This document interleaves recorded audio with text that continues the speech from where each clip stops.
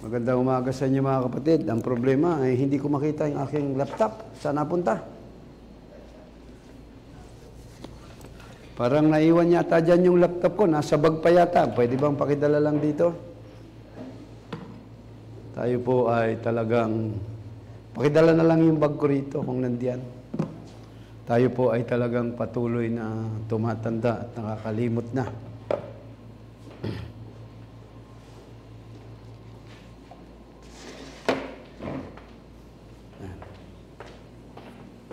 Thank you.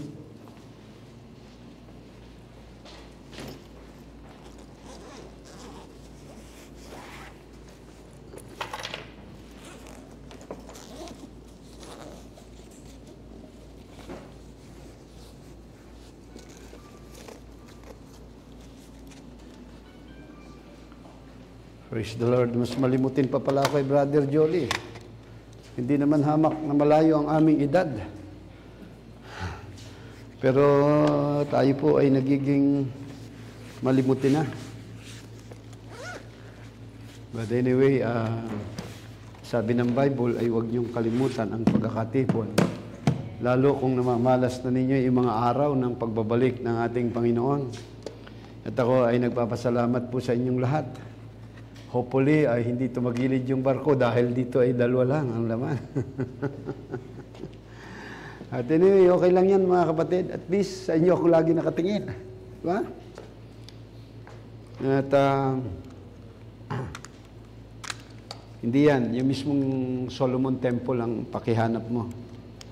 At ako po ay nagagalak dahil patuloy na nanagumpay ang Diyos sa ating buhay. Mga kapatid. Nagagalak, nakita natin, nakapelowship ulit natin si Sister Noemi, si Sister Myla. At ako po ay, sabi ng Biblia, ay 2 or 3 gathers in my name. So tayo naman ay mahigit din naman. So napakahalaga ng ating pag-aaral. Actually, Sunday school supposed to be. Kaya lang, pag nag-Sunday school tayo ay halos tuloy-tuloy na. At ito yung problema nitong aking computer. Bakit biglang nag-updated ang system nito? Nasa 7% pa lang. So, pati cellphone ay nagiging matanda na rin, ano? Okay, but anyway, yung system, siguro, pag system na naman ang kung ito, ibig sabihin, malapit na to.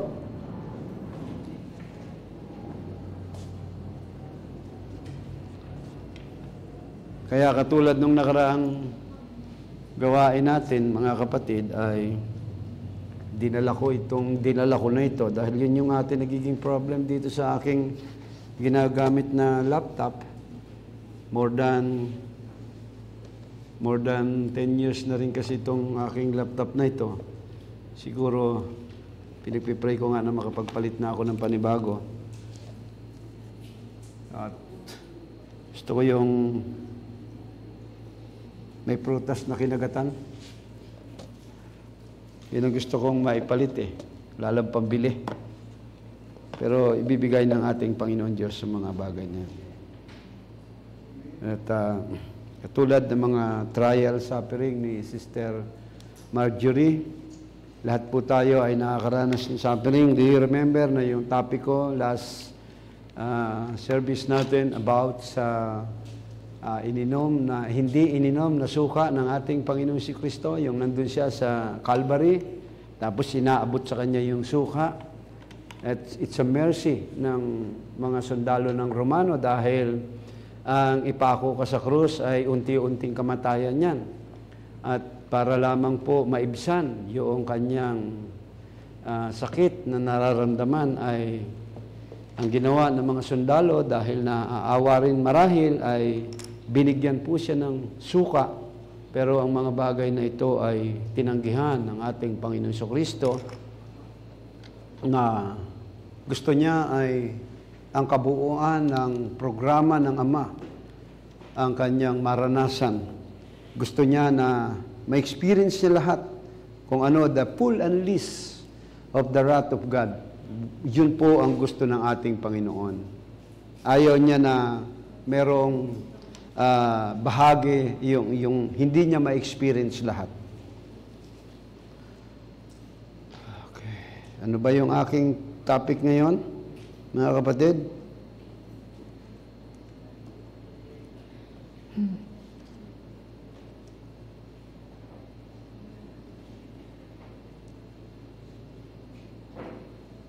Okay, salamat naman at dahil bumukas na rin.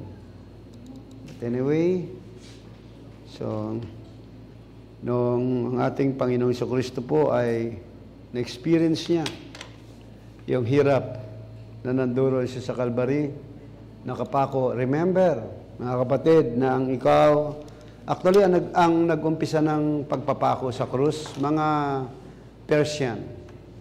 Ang layunin ng Persian ay yung lahat ng mga rebelde ay lahat ng mga makasalanan tao ay gumagawa ng hindi mabuti ay ang katumbas nito ay death penalty o capital punishment at sila po ay ipinapako sa krus. Pero pagdating ng Roman Empire, ang ganong kalagayan ay mas lalong pinaigting ng gobyerno ng Romano dahil ang kanilang layunin po ay huwag pamarisan ng mga tao ang gumawa ng hindi maganda at magrebelde sa gobyerno. Kaya napakahirap po nung karanasan ng ating Panginoon dahil unang-una sa lahat, wala naman siyang kasalanan. Hindi naman siya kriminal, kundi bagkos yung kabuuan ng kasalanan ay ipinatong sa Kanya. Kasalanan po ng tao. Dapat sana tayo yung magsasuffer ng ganon.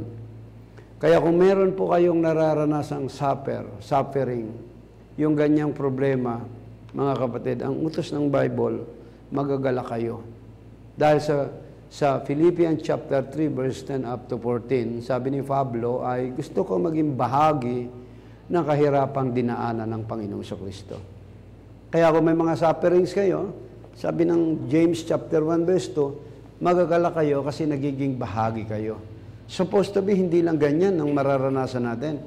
As the matter of fact, yung mga na-experience ng mga early Christians during Bible days, during medieval time, ang hirap po nun. Kasi wala naman silang maayos na panambahan. Nag-worship lang sila sa mga catacombs, sa mga caves, saan-saan po yun. And then they were persecuted. Yan po ang buhay nila. Pero masaya sila sa ganong kalagayan. Masaya silang naglilingkod sa Panginoon. Kahit na sila, kapag nahuli sila, ay bibiyakin ang tiyan ng buntis at yung bata ay kukunin para ipakain lamang sa baboy. Ganon ang karanasan nila. Read the history, mga kapatid. Yung sinulat ng Two Babylons ni Alexander Hislop. Grabe po yung karanasan nila ron.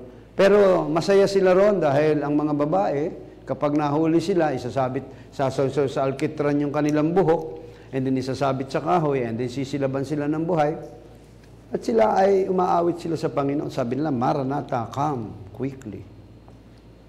Mas nagagalak sila sa mga ganung pagsubok, mga kapatid. Alam nila kung ano ang plano ng Diyos para sa kanila.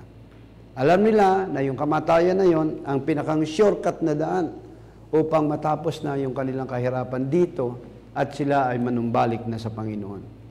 Kaya nga yung mga ibang tao, may mga taong kapag hindi kaya ang dalhin ng kanilang problema, sila po ay nauuwi sa pagpapakamatay. At hindi po yan tama dahil katulad lang siya ni Judas Iscariot. Bakit nawala? At iba ang lumalabas. Yun, okay. Thank you, Lord. At kahit paano ay napapakinabangan pa rin natin ito. So, atin pong pag-uusapan ngayon sa ating huling panahon, pakilagay mo nga ang Malakay chapter 4, verse 5 up to 6.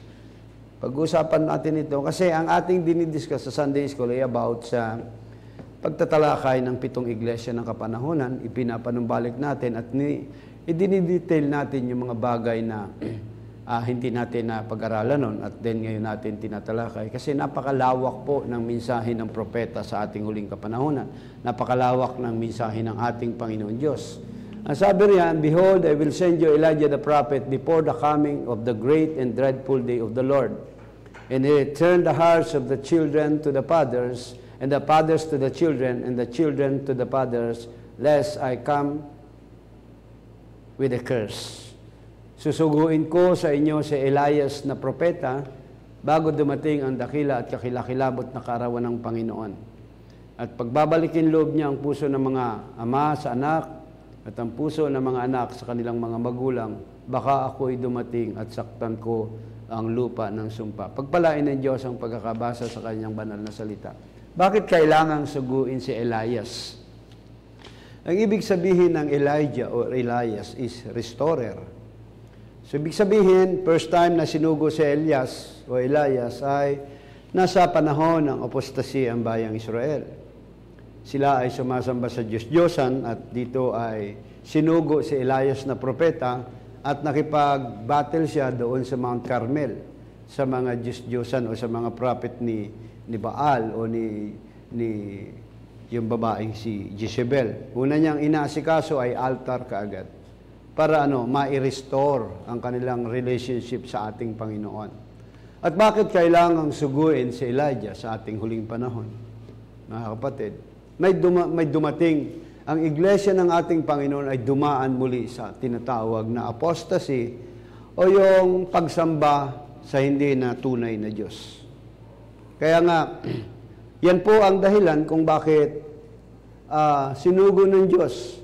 At sinabi ng propeta ng Diyos, may mga pangako ang Diyos. Sabi niya, where from is a church age through reformers.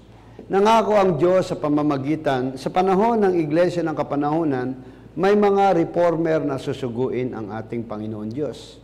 Pero sabi niya, ipinangako niya ang Malakay chapter 4. At sabi ng propeta, he kept his pattern in the last days, what will take place. I heard, but now I see. Yan po yung kanyang mensahe. Sabi niya, ipapattern tayo sa huling araw na ito, mga kapatid, kung ano yung sa orihinal. Kaya kailangan, ang sabi niya, ay turning the hearts of the children back to the faith of the apostolic father. Ibinabalik pala tayo dun sa aral ng mga apostol. Yan yung ating father For that very purpose, merong isang layunin, and the church is broke up in the denominations and ism. It's torn to pieces till it's dead. Yan pala ang nangyari sa mga iglesia. Kaya ating pinag-aralan, bawat iglesia ng Kapanahunan, ito ay sinira ng denominasyon. Nagkaroon sila ng pagkakabahagi hanggang tuluyan na magkapera-peraso at ito ay namatay na. Ang kamatayan ay hindi literal, ibig sabihin. That is spiritual death. Ano yun? Nahiwalay po sila sa Diyos. Nawala ang tunay na relasyon nila sa Diyos. Gabriel's instruction to Daniel. And I understand that there come scoffers in the last days. Naiintindihan ko, sabi ng propeta, darating ang isang panahon, darating ang huling panahon, marami po ang mga manunuya. Nation against nation in the last days. Pag sinabing nation against nation in the last days, hindi lang po ito tumutukoy sa bansa. It's about religions. Mga kapatid, it's about Christianity. Sabi niya, mga scoffers sila. Kaya itong panahon natin, maraming mga mangungutya sa kapwa Kristiyano. Men's hearts will be failing for fear. There'll be a perplexity of time and distress among the peoples. Ganyan po ang nangyayari ngayon. Kaya tayo ay napapagod. The woman will bob up their hair in the last days. Sabi ni Brother Branham, ang mga babae, yung kanilang buhok ay parang gugupitan nila at mga maiiksi na. And then, sabi nila, yung kanilang kasuotan, napaka-iiksi na ng kanilang short. Short na nga, lalo pang naging short. And walk with high-heel shoes. Then lumalakad daw sila na ang mga takong daw ay mga matataas, maaari mga 40 pulgada o higit pa. Ano ang purpose? Bakit ang isang babae ay nagtatakong sa kanilang paglakad? Hindi lamang po para sila ay tumangkad. Kasi siguro bilang isang Pilipina ay given naman talaga na maliliit lang. Pero ang purpose niyan, kung bakit sila nagsusuot ng mga high heels, parang maging sexy ang kanilang paglakad. Lalo na kung flat ang kanilang likuran, plywood, yun ay nagbibigay ng hulma ng kanilang katawan. Yun ang kanilang ginagawa. Kaya nagsusuot sila ng mga high heels. Pero hindi nila alam na ganun ang, basta kung ano yung uso, yan po yung nangyayari. At sabi ni Brother Branham, moral will be very low in the last days. Napakababa ng moralidad ng mga tao sa huling kapanahon ng ito. Binabasa ko lang ito at kung kayo ay naka-high heels, hindi ko intensyon na kayo po ay mapagsabihan.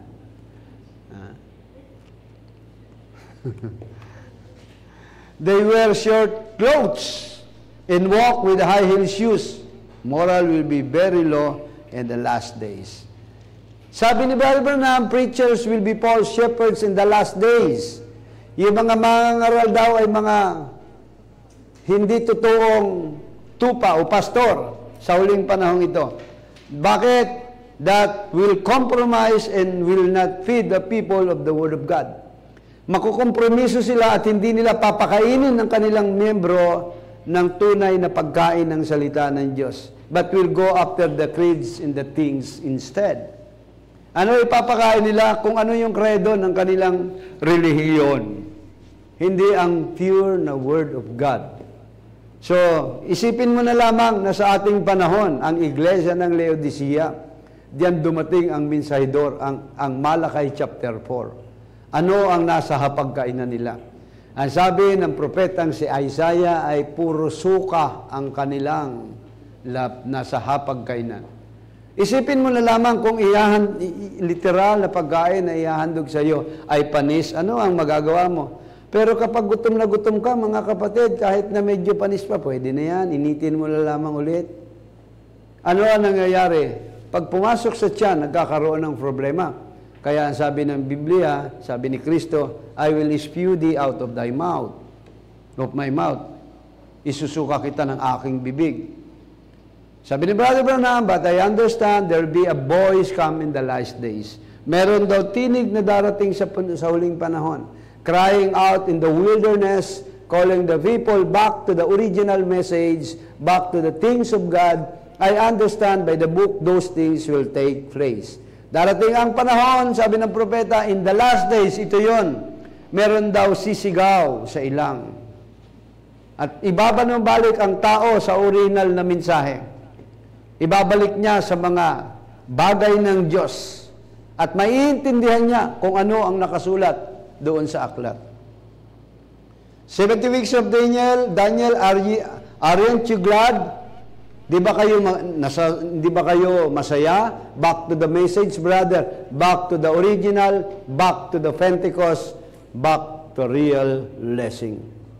Dahil ang tunay na blessing ay hindi ang material. Ang tunay na blessing ay masumpungan mo ang tamang aral ng Panginoon. Yan ang tunay na blessing, mga kapatid. Kasi ang kayamanan naman ay magdadala pa sa iyo sa kapahamakan. Pag hindi mo lalo, kung hindi mo alam kung paano mo pangasiwaan. Hindi totoo na kapag ikaw ay maraming pera, ay pwede kang sumaya. Temporarily, ay maaari kang maging masaya. Kaya mong bilhin ang lahat ng bagay. But in reality, pasamantala lang yon. Ang daming mayayaman, pero nagpapakamatay. Hindi ba? Yung nag-viral nung nakaraan. Pinag-aaral pa ng ibang bansa yon at mayaman yon. Kasi ang makapag-aral ka sa ibang bansa ay hindi biro. Yun nga lang taga-probinsya ang inyong kayo at kayo ay dito pinag-aaral sa Maynila ng inyong mga magulang ay malaking gastos. How about sa ibang bansa? Mga kapatid. Kaya ang sabi ng Biblia, hindi yan ang kasiyahan natin. Ang sabi ng propeta, back to the name of Jesus Christ. Babalik tayo doon sa pangalan ng Panginoon Hesus Kristo. Ano ba ang nanduro sa pangalan? That is authority. That is power and authority. Back to the baptism of the Holy Ghost. Yun ang tunay na kagalakan. Katulad ng mga unang mananampalataya, they were filled with the Holy Ghost. Kahit paanong layo niya, kahit paanong narinig nilang persecution, dahil sila po ay puspos ng Espiritu Santo, inaari nilang kalagalakan ng mga persecutions na kanilang na-encounter. Back to the signs and wonders. Back to Pentecost. Away with organizations. Huwag kang sumama sa mga organisasyon. Back to the Holy Ghost. He is our teacher. Walang ibang tagapagturo kundi ang Santong Espiritu. Siya lamang po ang nagtuturo sa atin. Ang sabi ng Biblia, when the Spirit of truth shall come, He will guide you all truth. And the truth shall make you free. Set you free, make you free. Ang katotohanan po ang magpapalaya. At walang ibang pwedeng magpalaya sa atin yan, kundi ang katotohanan lamang. At ituturo ng banal na Espiritu yan. Kaya sabi ng propeta, back to the message, back to the beginning. Back to what Paul taught. Kaya kahit nung ang ating Panginoon Kristo ay nandirito sa lupa, ang kanyang pangangaral, mga kapatid, ay back to the beginning. Nung na-encounter niya one of the greatest ruler or teacher of Israel, ang sabi niya, you must be born again. Paano mangyayari yun? Sabi niya, ikaw na tagapagturo ng kautusan ay hindi mo nalalaman? In the entire book of Tanakh, the 5 book of Moses, hindi po binanggit ang pangalang born again. Hindi naintindihan. Paano? Sa kabila nang ako'y matanda na, pwede ba ako ipanganak muli? At ini-specific na ng ating Panginoon. Sabi niya, eto yun. Kailangan ipanganak ka sa tubig at sa Espiritu. At nagpatuloy si Nicodemus hanggang siya po ay nabautismuhan ng banal na Espiritu Santo. Sabi ng propeta, back to what Paul taught. Balik tayo kung ano po yung kaisipan ni Apostol Pablo. Back to the baptism he baptized with. He seen people baptized the other way. He told them to come be baptized over again. Na-encounter ni Apostol Pablo sa Acts chapter 19, yung mga baptist. Follower ni John the Baptist, 12 yun. Anong sabi ni Pablo? Kailangan bautismohan ulit kayo. Have you heard the Holy Ghost? Sabi niya. Narinig niyo na ba ang banal na Espiritu? Sabi niya, hindi namin nakita kahit kung ano yun. Kaya sila po ay muling binautismuhan. Kailangan tayo muling bautismuhan. Kung tayo ay nabautismuhan na sa tubig, kailangan ulit tayo ay mabautismuhan. Kung hindi pa tayo nababautismuhan. Pastor, ilulubog niyo ba kami sa tubig? Yes. Hindi sa literal na tubig, kundi sa tubig, walang iba kundi ang salita ng Diyos. Ephesians 5:26. You are washing by the water of the Word. Kailangan immerse tayo sa salita ng Panginoon. Mga kapatid, paano tayo mai-immerse sa salita ng Panginoon? Kailangan, lagi kang babad sa presensya ng Panginoon. And that's why I know the Holy Spirit is my compass that guides me. He is the one that make me know this word is true. Yun pala yung compass niya. Kapag ikaw ay navigator, naglalakbay ka sa karagatan, ang tanging pag-asa mo is compass. Mga kapatid, yun lamang ang magdadala sa iyo upang ikaw ay makarating muli sa iyong patutunguhan. Dahil yung lighthouse o yung parola ay hindi mo natatanaw, pero ituturo ng compass kung saan ka dadalhin, kung saan ka dadaong. Mga kapatid, isang araw, yung inawit ninyo kanina, na Amazing Grace, nalubog na, ay yung barko, ay yung kapitan ay dumaan sa isang matinding unos ng bagyo. Tapos sabi ng mga tao, praise the Lord, biglang tumahimik. Sabi ng kapitan ng barko, huwag kayong magsaya dahil nasa mata tayo ng bagyo, kaya hindi nyo nararamdaman. Pag lumabas tayo sa mata ng bagyo, wawasakin itong barkong ito. Dahil napakalakas ng alon at saka ng hangin. Pero merong sinundan ang kapitan ng barko at pinihit nila. Sabi nila, pinagtulungan nilang ipihit ang ugit. Pinago nila ang posisyon ng kanilang, hindi naman katulad ng mga barko ngayon. Yung may mga layag yun. Pinilit nilang baguhin. Sabi niya, bakit, kapitan? Kailangan sundan natin yung agila na lumilipad. Kasi alam ng agila kung saan siya pupunta, na siya ay safe. At yun po ang kanilang sinundan. At nakaligtas sila. Yung, kaya nasulat po yan, yung Amazing Grace. Mga kapatid. So si Kristo yung agila. Ang Diyos ang agila. Kaya siya ang compass natin. sa buhay natin para hindi tayo maligaw, ang salita ng Diyos ang ating kompas. Remember the people of Israel. Nang sila po ay umalis doon sa lupain ng Ehipto, sinugo ang anghel sa kanilang harapan, sa kanilang unahan, mga kapatid. Which is, sa gabi ay pillar of fire. Sa araw naman ay pillar of cloud. Kaya, maging sa ating panahon, huwag kang hiwalay sa salita ng Panginoon. Magpatuloy ka. Iyon ang iyong kompas. Makakarating ka. Ang salita ng Diyos ang maghahatid sa iyo, mga kapatid, sa patutunguhan mo. Hindi ka tinawag ng Diyos para lamang i-abandon at bahala ka na. No. Ang bayang Israel, from the land of captivity, for 130 years, they were bondage of the Egyptians' empire. Nung sila ay tinawag, ang sabi ng 1 Peter, chapter 2, verse 9, or 2 Peter, ang sabi riyan, you are called out from darkness unto marvelous light. Hindi po ang Diyos pag tumawag, iiwanan ka, pababayaan ka. Hindi. Dadaling ka ng Diyos hanggang doon sa iyong destinasyon. Pero kailangan mong sumunod sa guide, sa kompas. Kailangan lagi kang nakahawak sa ating Panginoon. Dahil yan ay interconnection. Hinahawakan ka ng Diyos. Mahuhulog ka. Hinahawakan ka. Pero kailangan mong humawak din upang hindi ka mahulog. Yan ang purpose. Naalala nyo, si Brother Branham, nangangaso siya. At doon sa kanyang pangangaso, masyado siyang mayabang. Sabi niya, apo ako ni Lulu Harvey. Isa akong Indian. May dugo akong Indian. At alam ko, lumaki siya sa kabundukan. Nasanay siya sa ganon. Pero dumating ang isang matinding bagyo, nagkaroon at dumilim na. At naalaala niya ngayon, mamamatay ang kanyang asawa at anak. Doon sa pinag-iwanan niyang isang canvas o kubo, ay sabi niya, kapag hindi ako nakababa, mamamatay siya. May audible voice na nagsasabi sa kanya, tumawag ka lamang at ikaw ay tutugunin ng Panginoon. Ang sabi niya, apo ni Lulu Harvey, sanay ako. Hanggang nakaramdam siya ng takot dahil dumidilim na. Alam niyo kung ano ang naging guide ni Brother Branham? Dati siyang nagkakabit ng telepono, yung wire, hinawakan niya yun. Sabi niya, alam ko, yung baba nito, doon ako maliligtas. At doon sa kanyang paglalakbay ni Brother Branham, mga kapatid, minsan nadudulas siya, minsan ay nadadapa siya, pero dali-dali siyang bumabangon at kinakapa niya yung wire na yun kasi alam niya yun ang magliligtas sa kanya.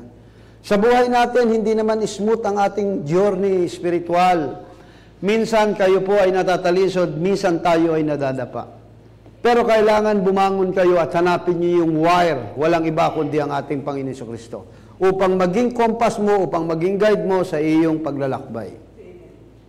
Dahil kung bibitaw ka, tuluyan kang mapapahamak.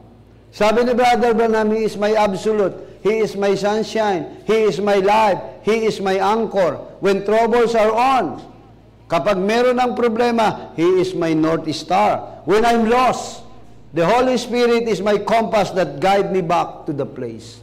Kapag siya ay nawawala, ang banal na Espiritu, yun ang kanyang compass at ituturo niya upang makabalik sa tamang lugar. Mga kapatid, maraming mga Kristiyano na kapag umalis, kailangan po natin na sila ay maipanumbalik.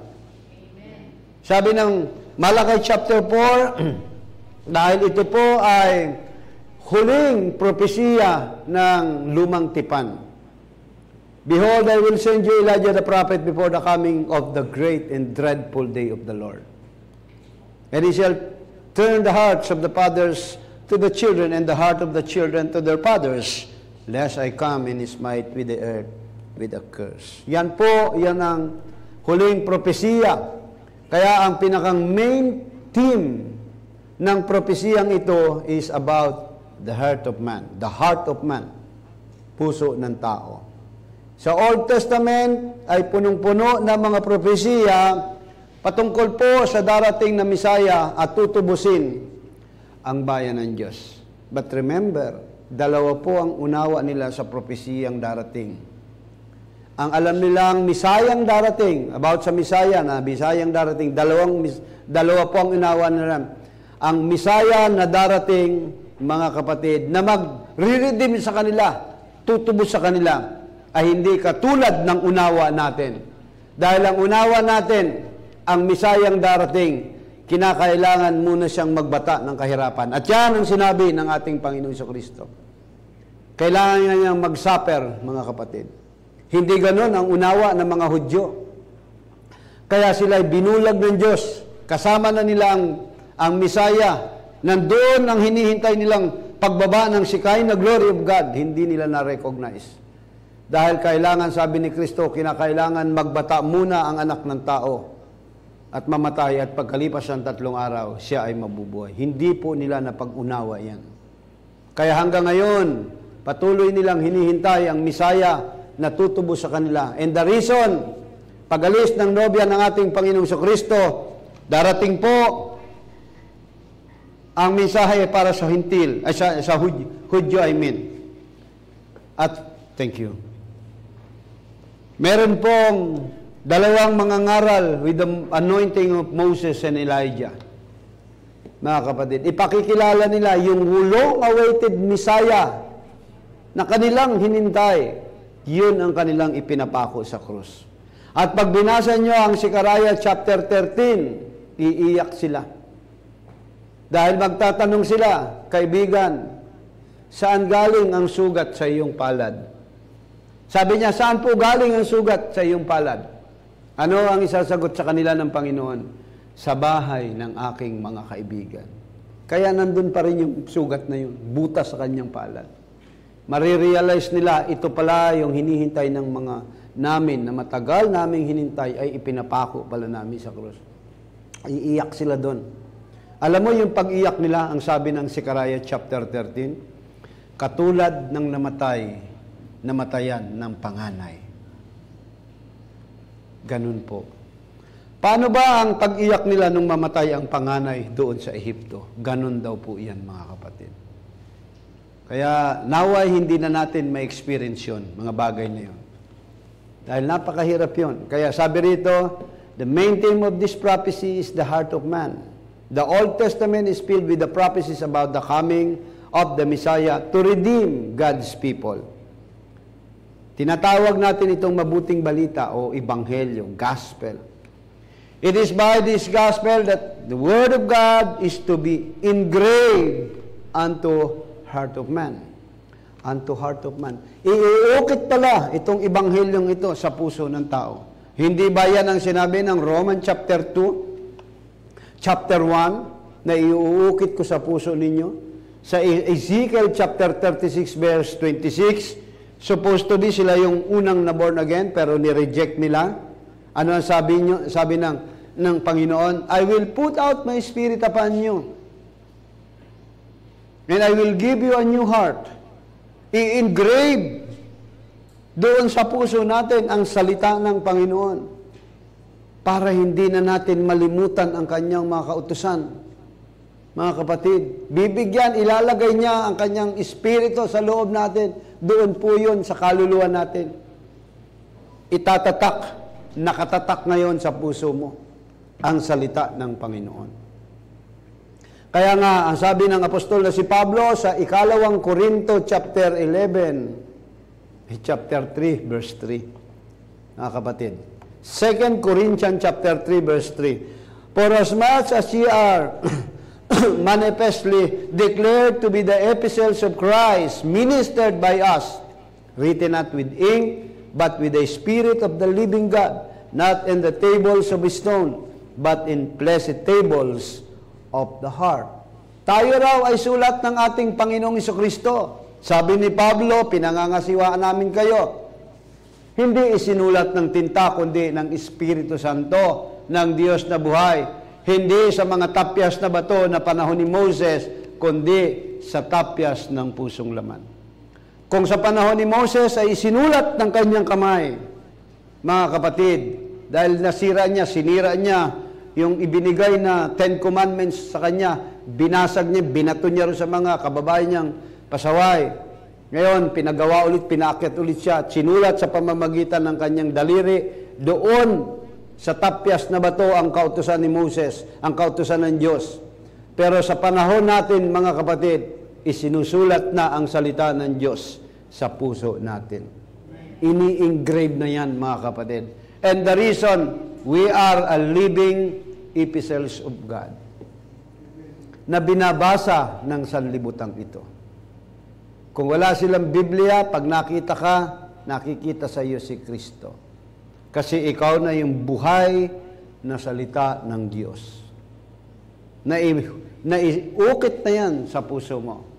And God's economy, He has ordained the spirit of Elijah to introduce that gospel into the heart of man. Sa programa ng Diyos, mga kapatid, sinugo niya ang espiritu ni Elijah upang ipakilala ang ibanghilyo na ito sa puso ng mga tao. Kaya siya, sabi ng Biblia, turning the hearts, mga kapatid. And the arrival of John the Baptist marked the dawn of the new age, the age of grace. From the Old Testament, dumating si John the Baptist, sumigaw siya, I am the one that crying in the wilderness. Prepare ye the way of the Lord. Make him straight path, sabi niya. Ito po yung pagsilang ng New Age. Ano po yun? Biyaya, yung age of grace, o biyaya, panahon ng biyaya. And we are living on the grace age of dispensation, mga kapatid. John the Baptist was the dividing line between the Old and the New Testament. Siya actually ang the last Old Testament prophet, si John the Baptist.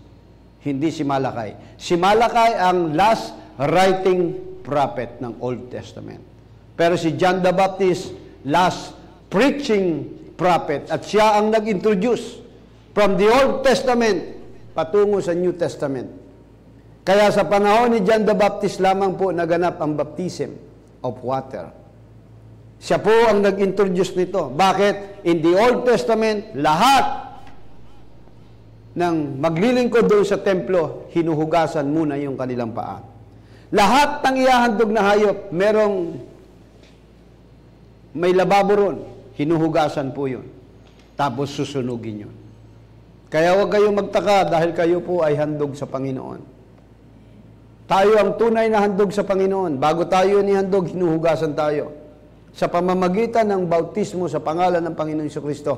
Upang ano? Upang ipatawad ang ating mga kasalanan at tumanggap ng Espiritu Santo. And then, yung handog na yun ay susunugin po doon sa outer place. Kaya tayo ay sinusunog. Alin ang mga sinusunog? Mga impurities ng ating buhay. Inire-refine, binabago yung ating pagkatao hanggang tayo ay maging makinang. Kasing kinang ng gumagawa ng instrumento para doon sa templo. Kaya we are a beaten candlestick, pinupukpok na candlestick, tapos nililiha. At kapag nakita na niya, nasasalamin niya yung kanyang mukha doon sa kanyang ginagawa. And then, sisidlang ka na ng langis upang ikaw ay magliwanag na doon sa loob ng templo. Kapag natapos ng Panginoon, nakita na ni Kristo na tayo ay kamukhang-kamukha na niya, siya ang dumadalisay sa atin, then po, bubuhusan ka na ng banal na Espiritu Santo. Magiging kagamit-gamit ka na sa Panginoon. So the gospel of the kingdom of God fulfilled the law and the oracles of the prophets. Natupad, na-fulfill ang kautusan, mga kapatid, at mga salita ng mga propeta. Luke chapter 16 verse 16, the law and the prophets were until John. Since the time the kingdom of God is preached, and every man presseth into it. 16:16 ang Book of Luke. Ang kautusan at ang mga propeta ay nananatili hanggang kay Juan. Mula nang ang ebanghelyo ng kaharian ng Diyos ay pinangaral at bawat tao ay pumapasok doon na nagpipilit. Madali ba makapasok? Mahirap. Marami po ang nais pumasok, pero kakaunti po ang nakapasok dyan. And John the Baptist came in the power and the spirit of Elijah the prophet and performed that which was prophesied in him. Si John the Baptist ay dumating na may kapangyarihan at espiritu ni Elijah na propeta at gumawa ayon sa mga inihula sa kanya.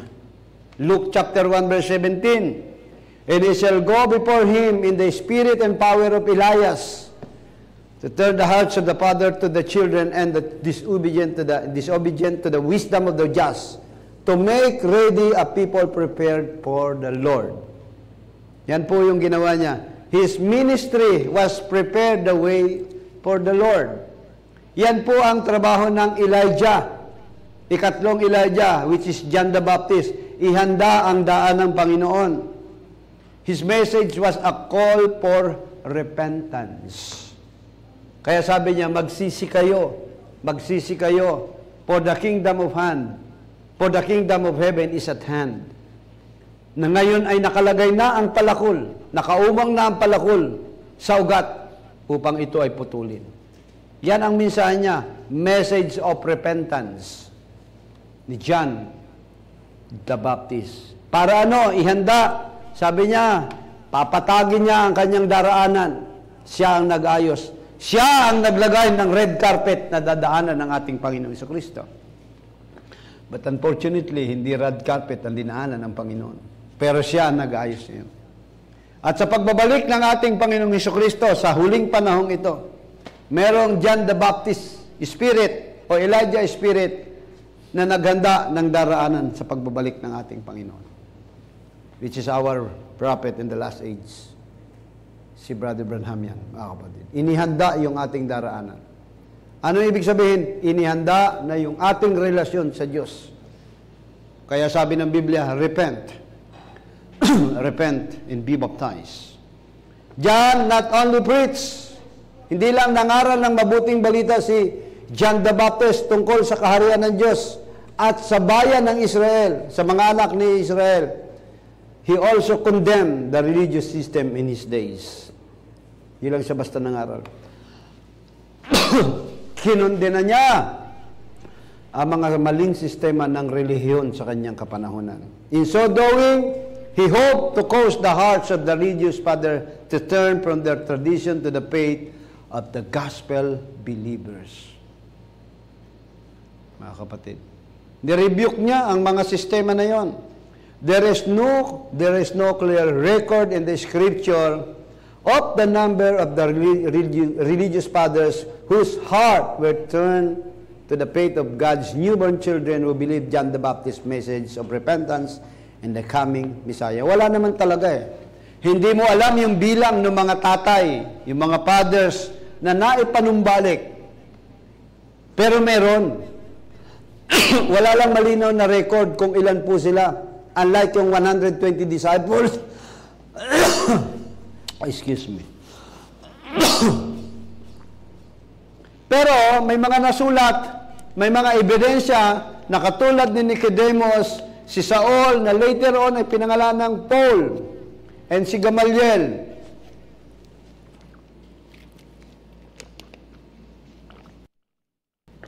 Hindi mo matatawaran na sila po ay na-influensyahan ng mensahe ni John the Baptist.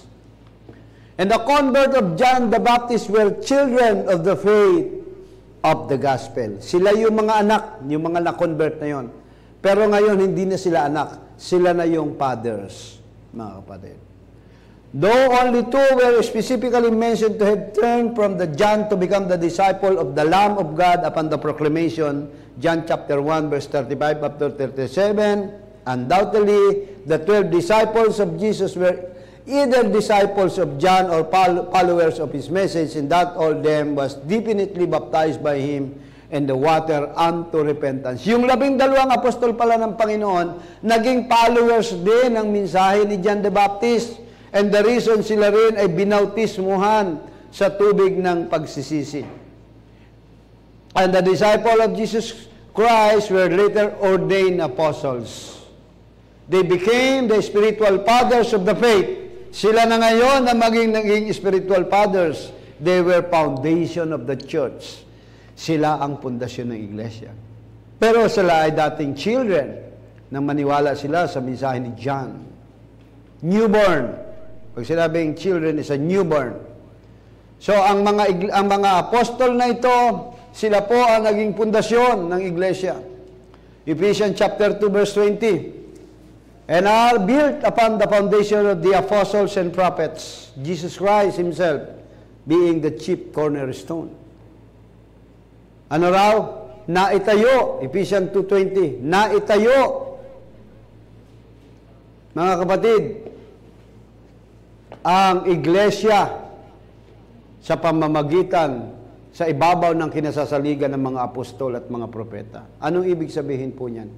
Na sila ay they are built upon the foundation of the apostles and prophet because dahil po doon sa apostolic doctrine o apostles doctrine.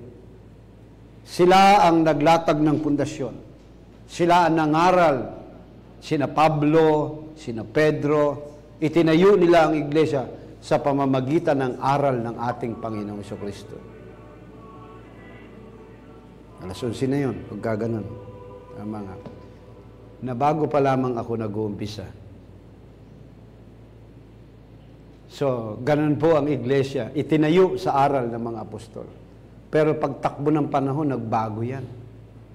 Kaya sabi ng apostol na si Pablo sa 1 Corinthians chapter 3 verse 10, according to the grace of God, which is given unto me, as a wise master builder, I have laid a foundation, and another buildeth thereon. But let every man take heed how he builded upon thereupon.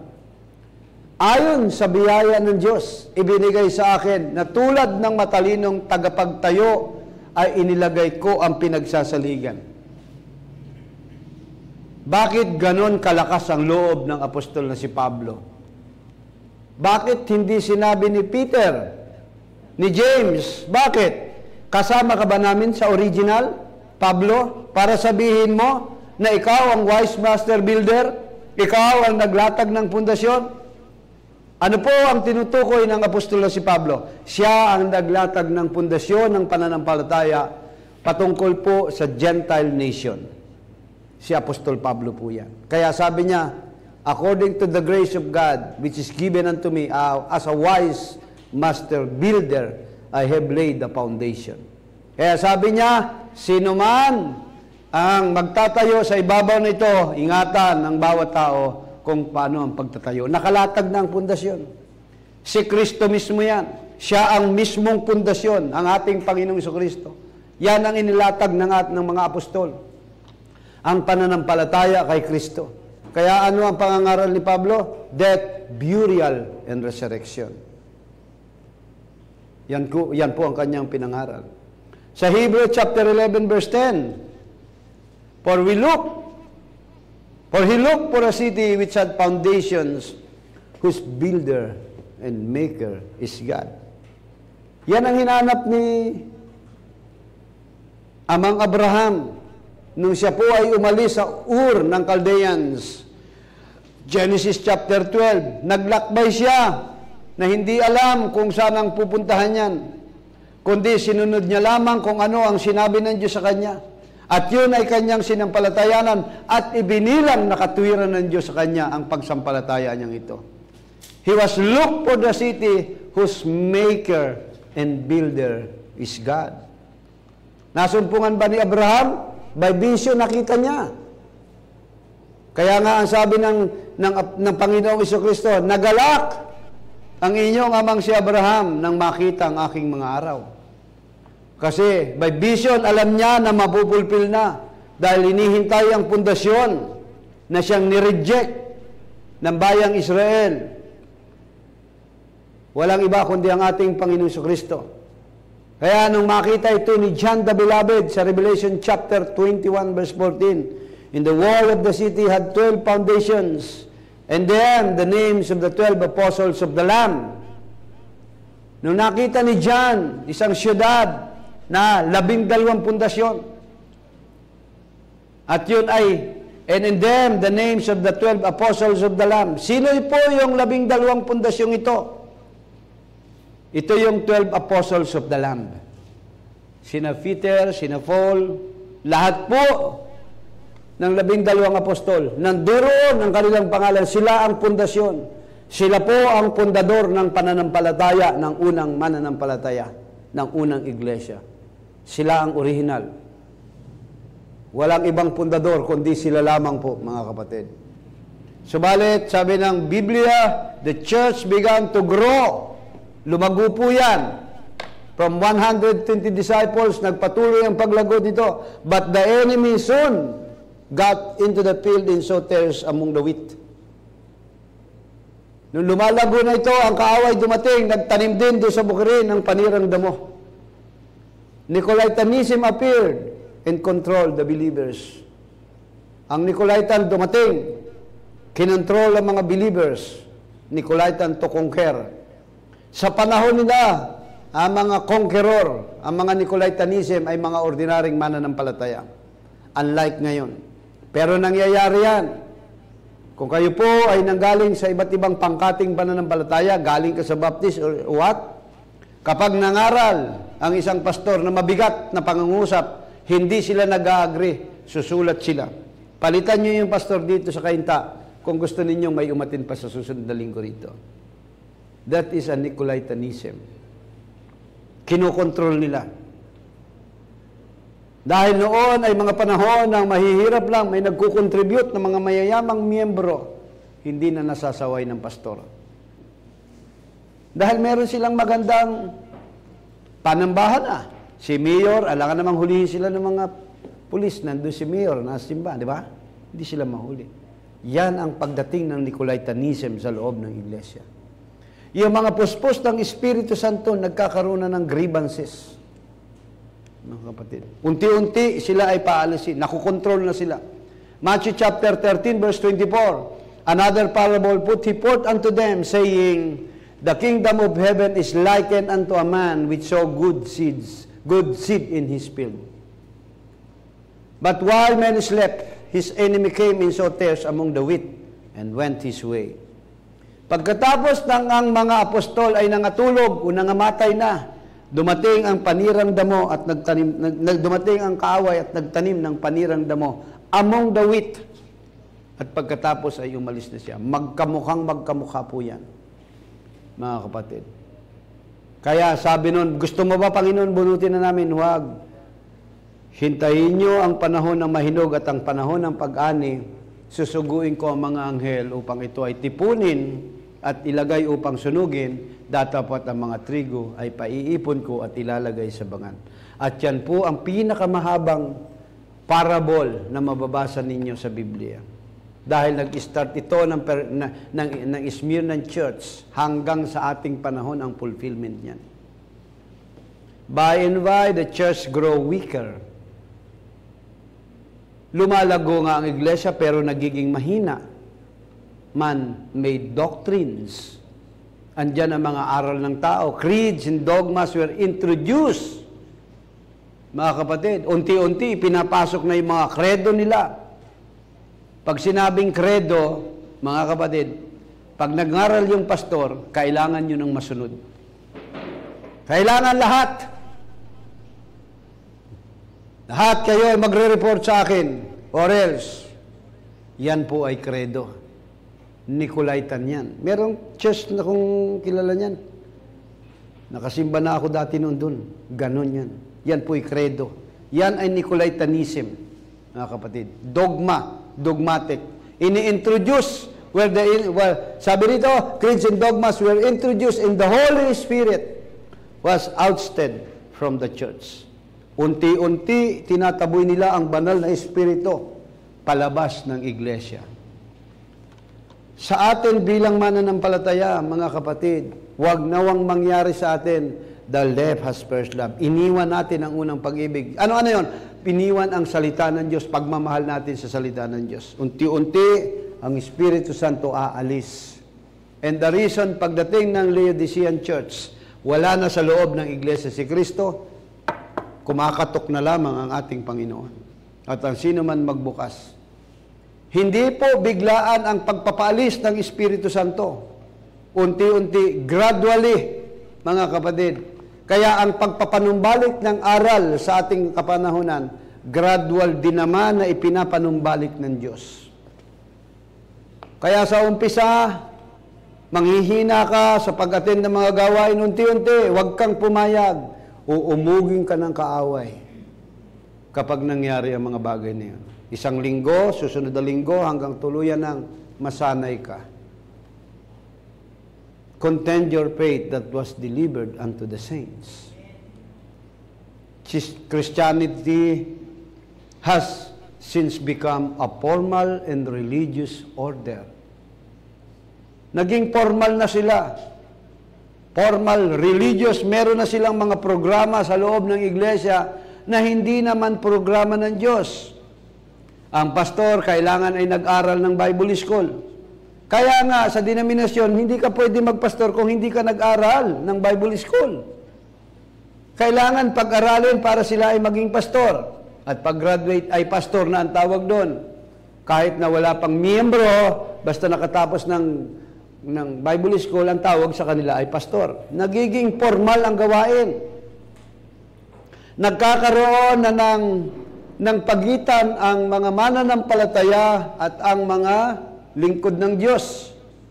Pero hindi ganoon ang sinabi ng ating Panginoon. Kung gusto ninyong maging Panginoon, kung gusto ninyong manguna, ay maglingkod kayo, maging servant kayo. Hindi katulad ng sanlibutan na yung mga servant doon pinapanginoon nila.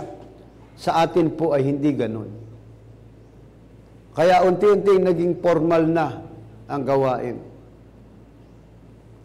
1 Timothy, 2 Timothy chapter 3 verse 5, having a form of godliness, but denying the power thereof, from such turn away. Meron silang anyo ng kabanalan, dapat tinanggihan ang kapangyarihan nito. Sabi ni Pablo, turn away. Lumayo ka sa kanya. Then God sent that same spirit of the prophet Elijah on the scene of the close of the grace age. Makinig kayo, sinugo ng Diyos ang iisang espiritu, yung parehas na espiritu, anointing ni Elijah sa panahon ng pagtatapos ng biyaya, mga kapatid.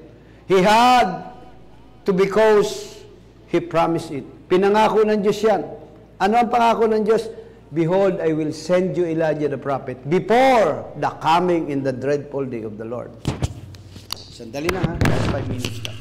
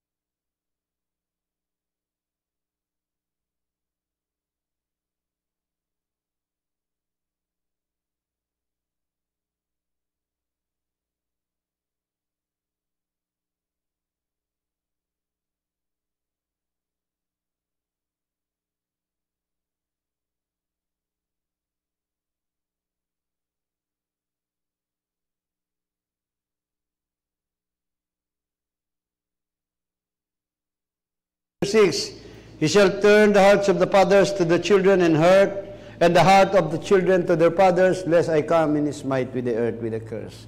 Yan po yung pangako ng Diyos. Susuguin niya. Sa Matthew chapter 17 verse 11, and Jesus answered and said unto them, Elias truly shall first come and restore all things. Tinatanong nila Hindi nila napag-unawa na ito pala ay si John the Baptist pala yun.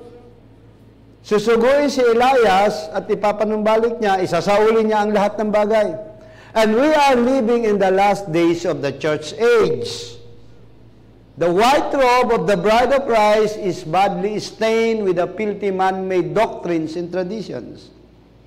Makinig kayo, dahil ang suot natin ay puno ng karumihan. May mga mancha ng aral ng mga tao, doktrina at mga tradisyon.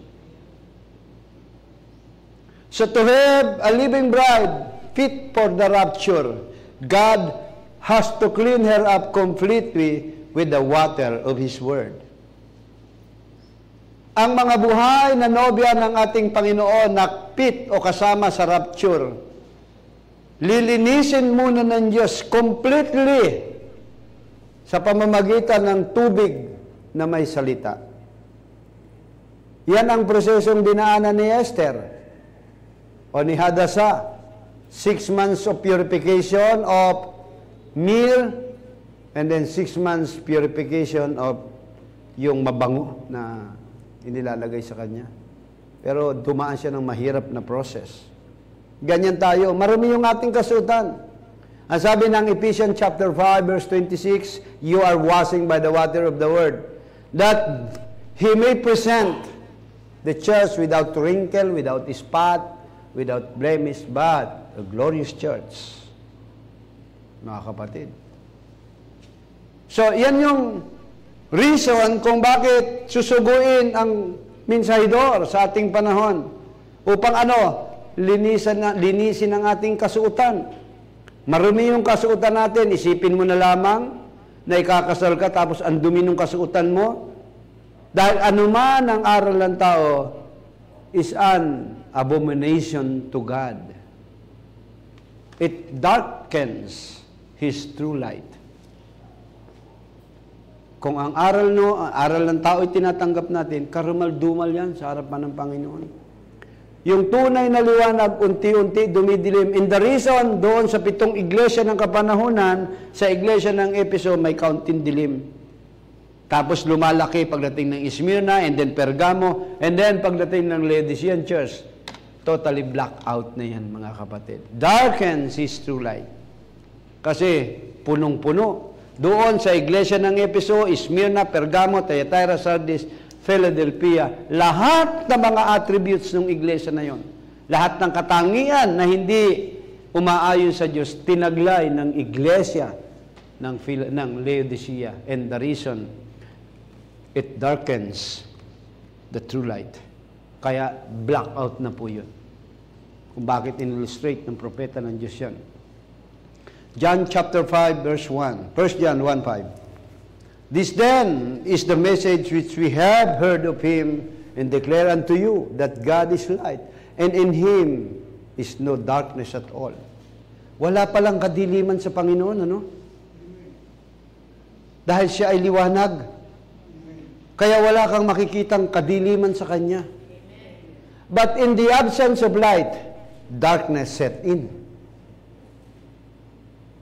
Kaya nga, from the beginning pa lang, pinaghiwalay na ng Diyos ang liwanag at saka ang dilim. Mga kapatid, kahit na ang tao, nung mahulog sa kasalanan, hiniwalay pa rin ng Diyos ang mga lahi ni Cain. But in Genesis chapter 6, nagsama ulit, nagkaroon ng intermarriage. Kaya sa ating panahon, dahil nahalo na sa dugo yung kasalanan, mga kapatid, ano ang gusto ng ating Panginoon? Separate the unclean thing. Ihiwalay nyo ang maruming bagay. Ano yung mga maruming bagay? Yung ating kaisipan, maruming kaisipan, na nagpapahiwalay sa Diyos yan. Kailangang malinis lahat. Buong pagkatao. Dahil ang Diyos ay liwanag. And in Him is no darkness at all.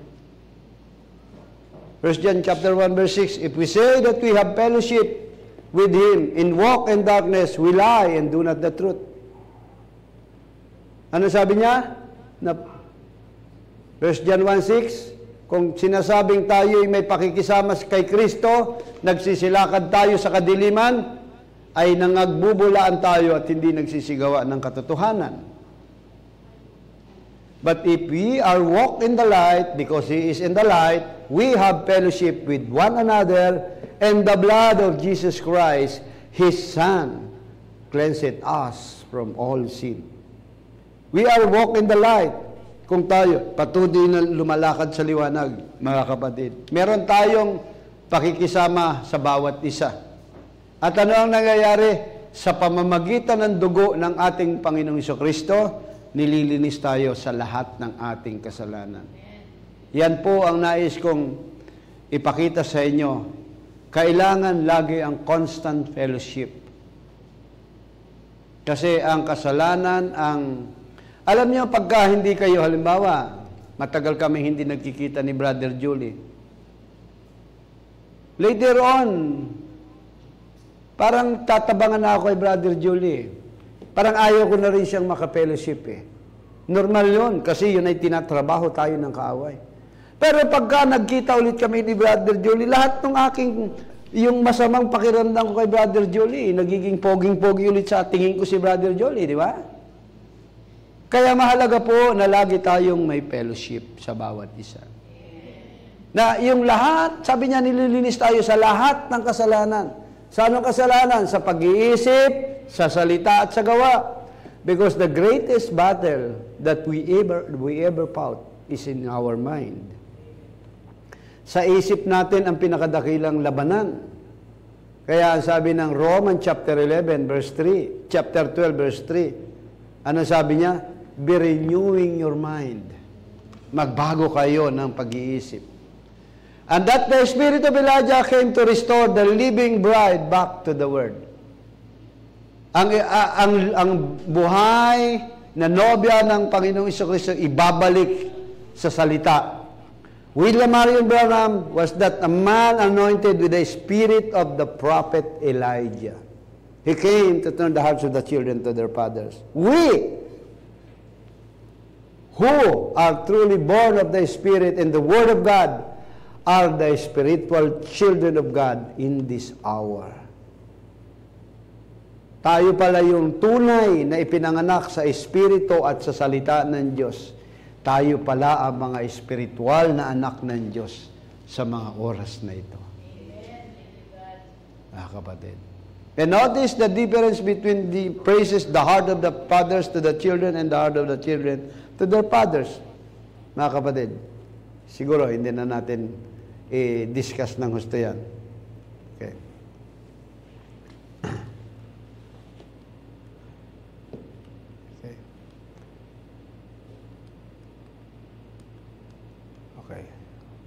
Okay, 1 Peter.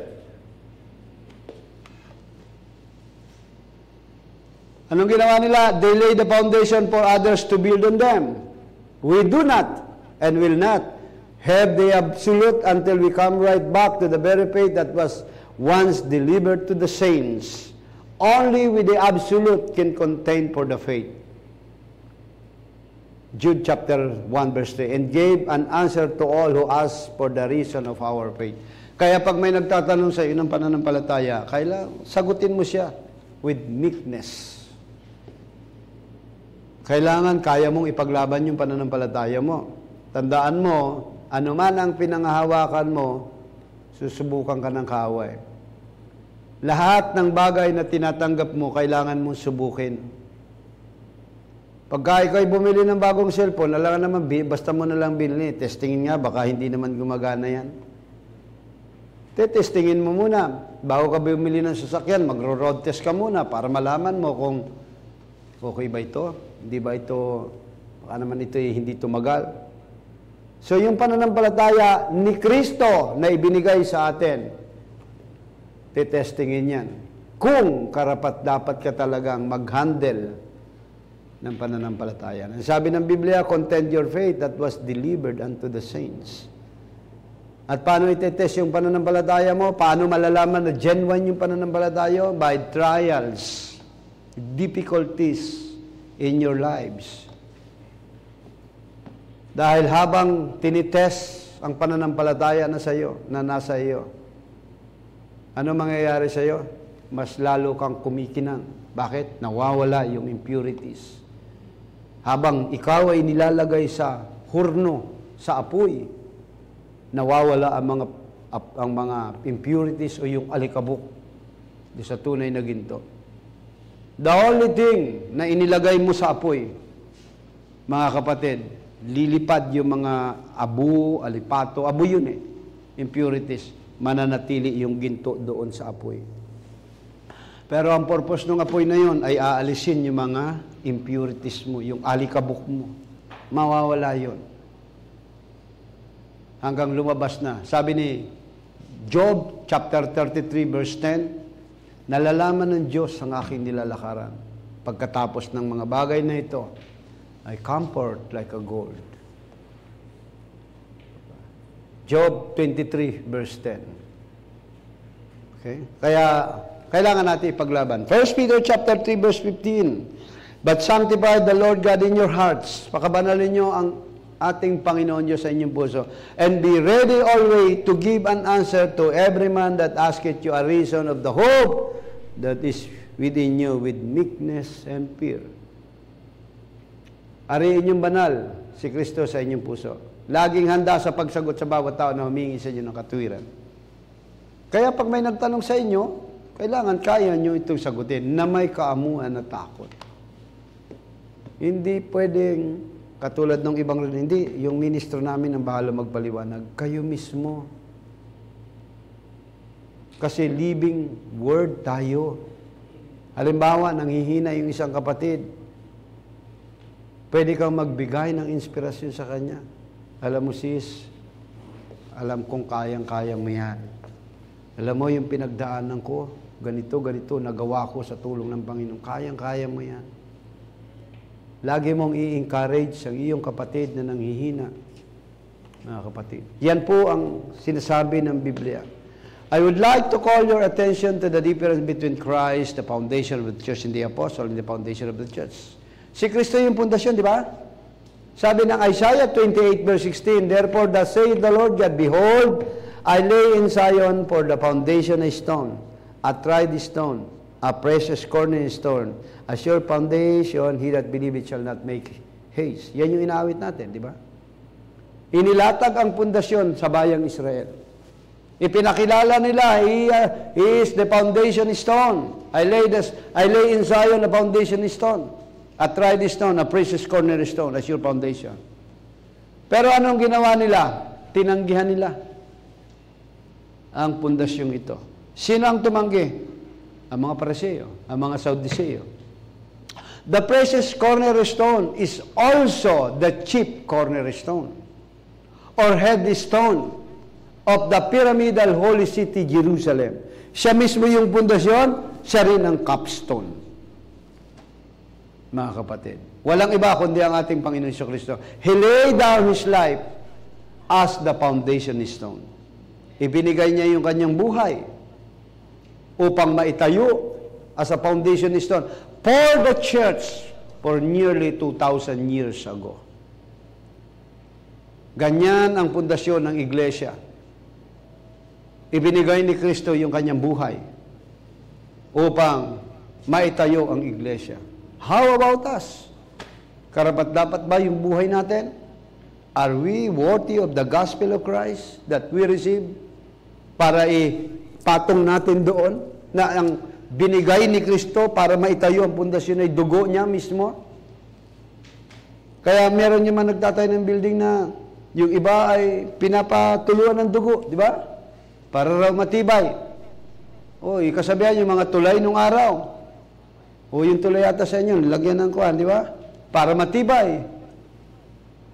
So dito is an spiritual foundation na by the blood of our Lord Jesus Christ, by His life, He laid down His life as the foundation stone for the church.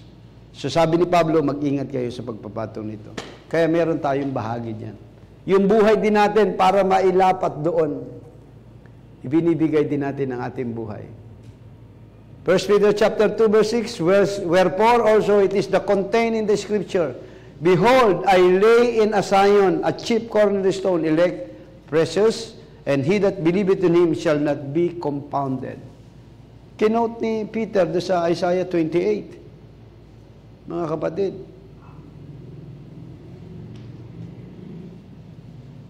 unto you, therefore, which believe he is precious.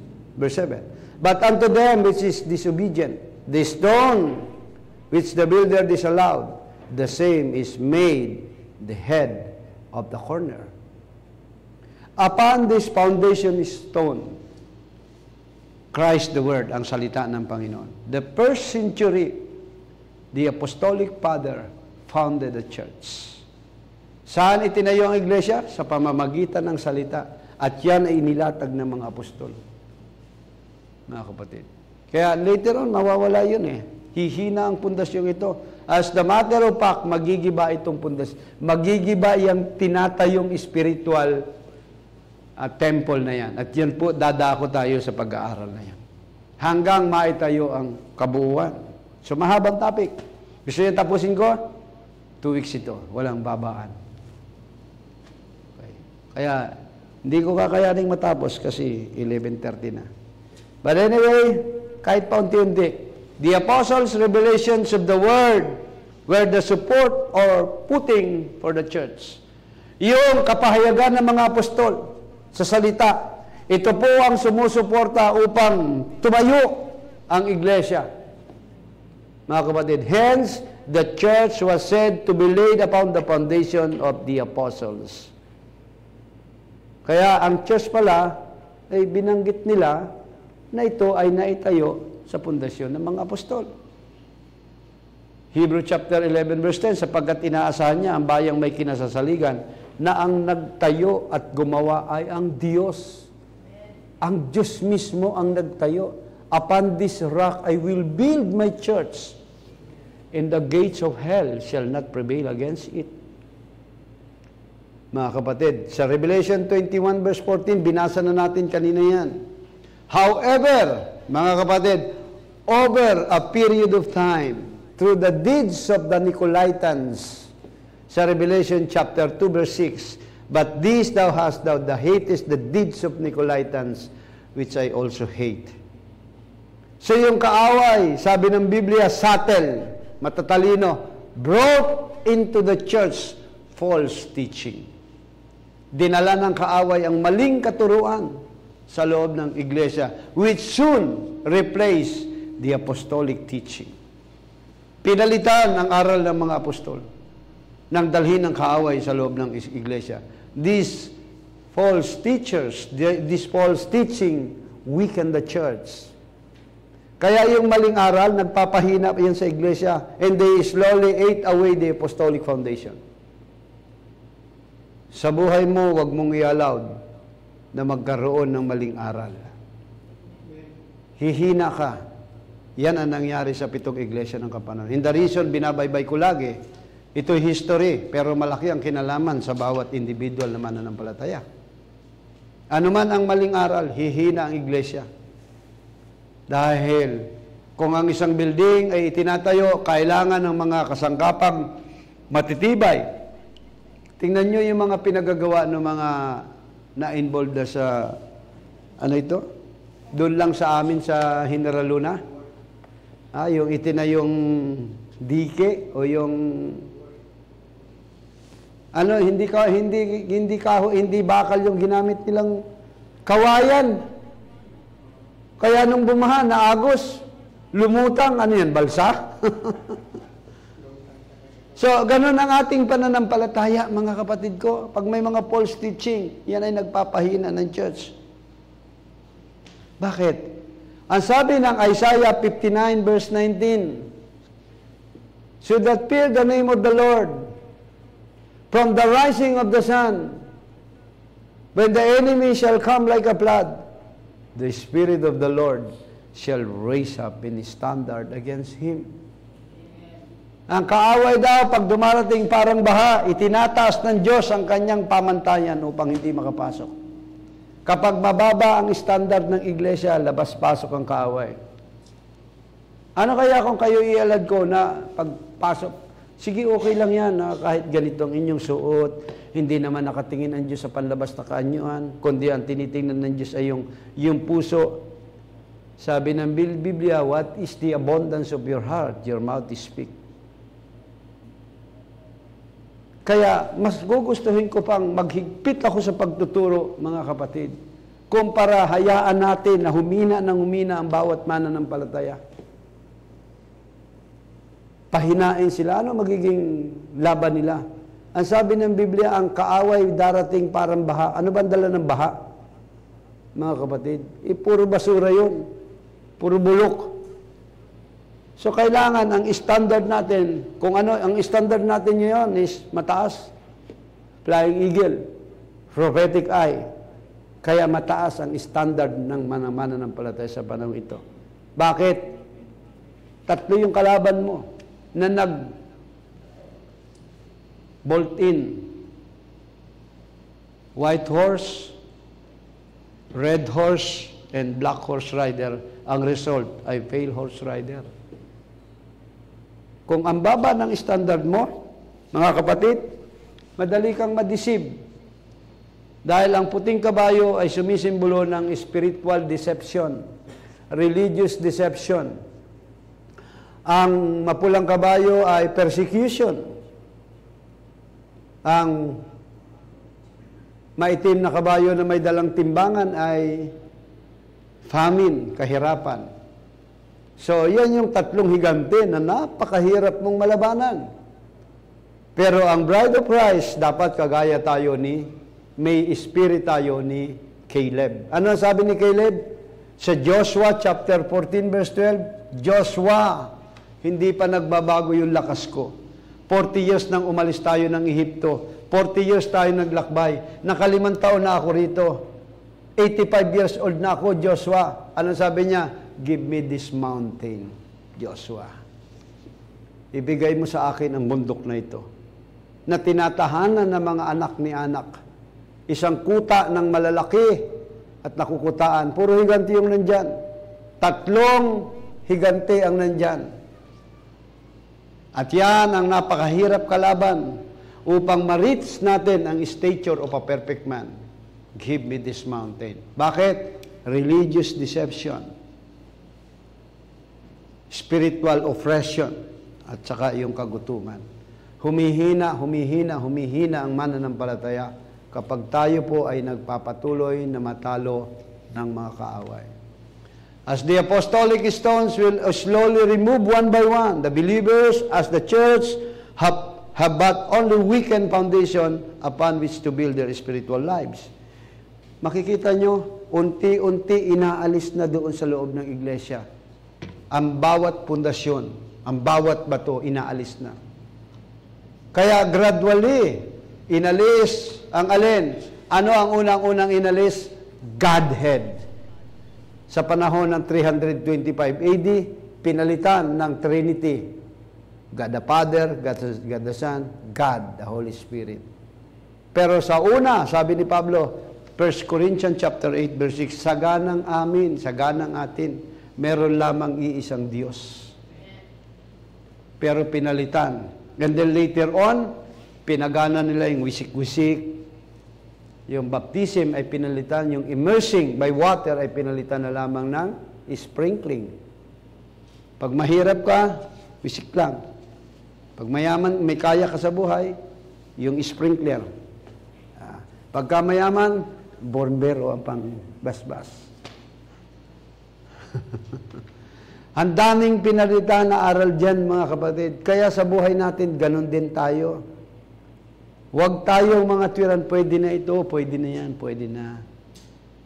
Huwag tayong maging legalistic, mga kapatid. Kung ano ang gusto ng Panginoon, yun ang ating sundin. Kaya nga, hindi ininom ni Kristo yung suka. Hindi niya ininom yun. Kasi, si David nakaranas ng ganun Sabi niya, pinainom ako ng suka ng aking mga kapag-anakan, kapatid, kaibigan. Suka na merong apdo, mapait yun. Makakagaling yun sa kanila. Minsan, bilang isang Kristiyano, hindi pwede ito para hindi masyadong mahirap naman. Pero si Kristo ininom niya. Remember, the first miracle na ginawa ng ating Panginoon, alak. Napakasarap na alak. John chapter 2. Doon sa kasalan sa Kana. At ang suka, ang pinaka-lowest, pinakamahinang uri ng alak. A man-made decision. hindi God decision ng kanilang isinukli sa kabutihan ng ating Panginoong Diyos sa bayang Israel. Kaya sabi ni Zebedee, Lord, paghari mo yung dalawang anak ko sa kanan na isa sa kaliwa. Kung kaya nilang inumin ang saro ng aking iinuman, sabi nila kaya. Kaya tayo umiinom sa saro ng kapaitan. Kung may pagsubok ka, ariin mong kagalakan. Pasalamatan mo dahil ang pagsubok na yan ang magbibigay ng mas malalim na ugnayan at relasyon mo sa ating Panginoon. Kasi wala kang pagtitiwalaan. Kung may pera ka, may pera si Brother Julie, kada may sakit yan, pupunta ka agad yan sa doktor, tatawag agad ng doktor yan. Pero kung wala yung pera, anong gagawin yan? Mananalangin na lamang yan. Lord, bahala na po kayo sa akin. Kung may pananampalataya sa Panginoon. Di ba? Pero ang pagsubok ay naglalapit lalo ng malalim na ugnayan natin sa ating Panginoon. Dahil ang mga taong ito na dumaan din naman sa mga pagsubok, ano ang ginawa nila? Unti-unti, they were weakened the foundation. Inaalis nila unti-unti ang mga bato na nakapundasyon doon sa kanilang bahay. Ano mangyayari pag sinira mo ang pundasyon? Magigiba yan. Masisira yan. So, wag mong hahayaan na yung pundasyon ng iyong pananampalataya unti-unting alisin, i-remove ng kaaway. Dapat mas lalong matibay. By the 4th century, Christianity had become a religion man-made traditions. 300 AD, 4th century, yan na mga kapatid. Dumating na ang mga aral. Kaya nga mayroong araw ng mga patay, o sinelebrate nung November 1. Ano bang petsa ngayon? November, anong sineselebrate naman ngayon? All Souls Day. Araw ng mga patay, ano yun? Yung araw ng mga santo yun eh. Kaya, nagdadala ng mga pagkain doon sa sementeryo, di ba? Kakainin daw ng kuwan yun eh. Kami nun, inaabangan namin eh. Pag alis ng mga inchik, kinukuha namin yun eh. Ayan, sa sarap ng tikoy nila. Tapos yung mga kandilang natunaw ay iipunin at may ibenta yun. Sabi nga ng isang kasamahan nating manggagawa nung sila nasa denominasyon magsusuot lang sila ng abitot. Baka po ay yung pagpipray po natin ang iyong kuwan. Si Brother Owen, sabi niya sa amin, pagpipray po natin mga mahal sa buhay, wala po kami bayad, love gift na lamang kung magkano po ang kaya nyo. Pagka nakasampung puntod ka na ipag-pray, kahit tig-100, hindi may 1,000 ka na pag-uwi, di ba? Misa iniisip ko kahapon, hindi lang nila ako sinama eh. Pero hindi natin ginagawa yun. At hindi na dinadalaw ang patay. At dalawin nyo buhay. Huwag kayo makipag-usap sa patay. Para mga kamag-anakan ko sa Mindoro, nabasa ko, Happy birthday, Tatay in heaven. Aba, may Facebook na rin pala yung tiyo ko sa pambihira. May Facebook pala rin sa langit. Saan kaya sila nagpapaload kung ganon? Ang pakikipag-usap sa patay, necromancy yan, mga kapatid, kasalanan yan. Namumuhi ang Diyos dyan. Diyan namatay si Saul. Pinatawag niya yung kaluluwa ni Samuel. Pero hindi ko naman kayo kinukondem. Kung dinalaw ninyo yung mga mahal niyo sa buhay na nangamatay, nasa inyo yun. Ganun lang yung inyong abot ng pananampalataya. Wala akong magagawa. Pero pinapaalala ko lang sa inyo na hindi tayo nakikipagsangunian. Pag namatay ang isang tao, wala na. Ang totoo, pag namatay ang isang tao, hindi na babalik yan. At kung meron kang nakikitang multo, demonyo yon, dinadaya ka lamang. Hindi na babalik yun dito. Pinapaniwala ka lamang ng multo. So, dumating na ito sa loob ng iglesia.